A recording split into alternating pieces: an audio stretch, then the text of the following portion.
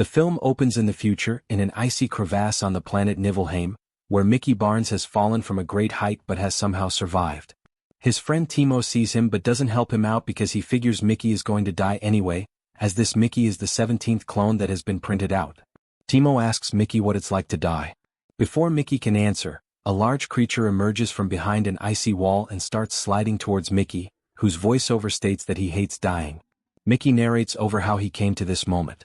A little over 4 years earlier on Earth, he and Timo got into hot water with a lone shark, Darius Blank. In order to avoid getting killed for failing to pay off their debts, the two signed up for a crew of people who are working to colonize Niflheim, since Earth has fallen into bad shape. The colony is run by Kenneth Marshall, an over-the-top celebrity figure with a legion of highly devoted followers. Timo signs up to be a pilot, while Mickey becomes an expendable, making it his job to take on dangerous and lethal tasks, such as to gather samples of a deadly virus to find a vaccine. Mickey is also troubled by memories of his past, such as his belief that he caused his mother to die in a car accident as a child because he pressed a button in there that caused the car to crash and burn. During his time in the colony, Mickey meets and falls in love with Nasha Barridge, a security agent who works there. While the workers are having a carefully organized lunch, they are visited by Marshall and his wife Ylfa. Marshall orders that there be no sexual relations taking place among the colonists, something that Mickey and Nasha disregard multiple times. In his 4th year with the colony, Mickey, the 17th copy of him, joins Timo, plus agents Kai Katz and Jennifer Chilton, on the expedition in Niflheim. Marshall wants them to capture one of the creatures in the crevasse, dubbed creepers. A cluster of baby creepers descends on the group. When Jennifer shoots at one from above, the ice ceiling comes collapsing down on top of her, which devastates Kai.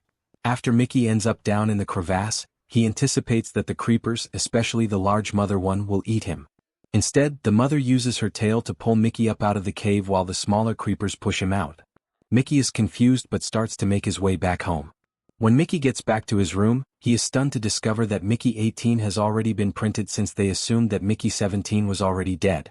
17 panics because this means there are now doubles of him. Doubles were banned after a serial killer named Alan Manikova used the cloning printer to make copies of himself to carry out murders of the homeless while establishing an alibi for himself. Anybody caught as doubles will be killed for good. Mickey 18 tries to kill Mickey 17 until Marshall and Ylfa show up, forcing them to hide. Mickey 17 ends up going off after being invited to dinner with Marshall and Ylfa, while Mickey 18 goes with Nasha. Kai joins Mickey and the Marshalls at dinner as a consolation for Jennifer's death. During the dinner, Mickey starts to have a violent reaction to a growth hormone added to the food by Marshall's lead scientist Arkady. He is then given experimental painkillers before having a painful response to that as well. Mickey 17 goes back to his room after recovering, where he finds that Nasha already knows about the doubles situation. She seems to be excited at the prospect of having two Mickeys, while Mickey 17 seems put off by it. Mickey 18 is pissed off at Mickey 17 for letting himself get abused by the Marshalls. Moments later, Kai finds out about the doubles situation too. She proposes to Nasha that they share the Mickeys, which disgusts her. Mickey 18 then heads off to carry out his plan to kill Marshall. Marshall is conducting a ceremony with a large rock found in Niflheim. As the crowd is gathered and the rock is being broken open, a baby creeper pops out and causes chaos. Mickey 18's assassination attempt is thwarted, though he does graze Marshall's cheek with the gunshot. The baby creeper is shot to death while a second baby is captured. The Mickeys are imprisoned after they are discovered, and Nasha is locked up alongside them. While trapped in cages, the Mickeys and Nasha talk about how Mickey 17 was saved by the creepers, which leads Nasha to realize that they are not harmful in the way that Marshall is making everyone believe. They are found by Timo and his companion. He has been ordered by Blank to kill Mickey and deliver video proof of it. Mickey 17 refuses to let Timo do this, but Mickey 18 appears to agree to take his place. This turns out to have just been a distraction to knock out Timo and the other guy, allowing the three to escape. The Mickeys and Nasha come before the Marshalls as Kenneth is preparing to launch a newly developed deadly nerve gas, Arkady 3.0, against the creepers. The entire colony of creepers, led by the mother, has emerged to the surface after hearing the cries of the babies. Ylfa cuts off the tail of the captured baby creeper in order to make a new kind of sauce that she wants to market. Nasha tries to tell them that the creepers are not harmful, but they do not listen to her.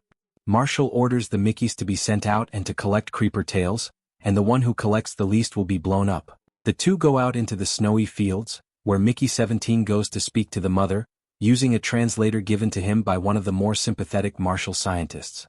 The mother speaks to Mickey, knowing his name and explaining that they have come to the surface to get back the baby, named Luko. They know that the other baby, Zoko, has been killed, so they not only want Luko returned to them, but the mother demands that a human be killed in Zoko's place, or else they will exterminate all of humanity. Mickey signals to the monitors a gesture that Nasha would understand: bring the baby. Nasha has been forced to hold a rope with her teeth, as Luko is hooked to it over the lava pit where the Mickey clones are disposed. Seeing that Mickey is trying to peacefully negotiate with the mother instead of killing the creepers, Marshall decides to head out to kill everyone, creepers and Mickeys himself. Nasha attacks Ylfa and threatens to snap her neck unless they let Luko go. After they try to do so, Ylfa nearly lets Luko fall to his death, but one of the agents, Zeke, gets his hand sliced when he tries to help Nasha. He hits back that he and the other agents have recorded evidence of her and Marshall's crimes, and they will be promptly exposed. Nasha rushes out to deliver Luko while Marshall charges into the snowy fields with a bazooka to kill the mother. The creepers form piles of themselves to protect the mother, while Mickey 18 runs up to Marshall's van to fight him. He presses the detonator on Marshall's wrist, blowing both of them up as the sacrifice for the creepers. Ylfa is horrified to witness her husband's death before she gets taken away. The creepers then return home. 6 months later, a ceremony is being held, with Nasha having risen to power in the colony. Mickey narrates what else has happened. Ylfa was taken to a psych ward where she slit her wrists. Blank sent another assassin after Timo, but he killed the man and ended up getting off easy with regards to any of his criminal activities. Mickey continues to work with the creepers to understand the way they live. He and Nasha are still together, but he occasionally has nightmares such as Ylfa still being alive and trying to use the clone printer to make a new Marshall. However, in the present, the clone printer is being set to be blown up, as the Expendable program is shut down for good. Mickey, now going by his original name, Mickey Barnes, is given the honor of detonating the printer.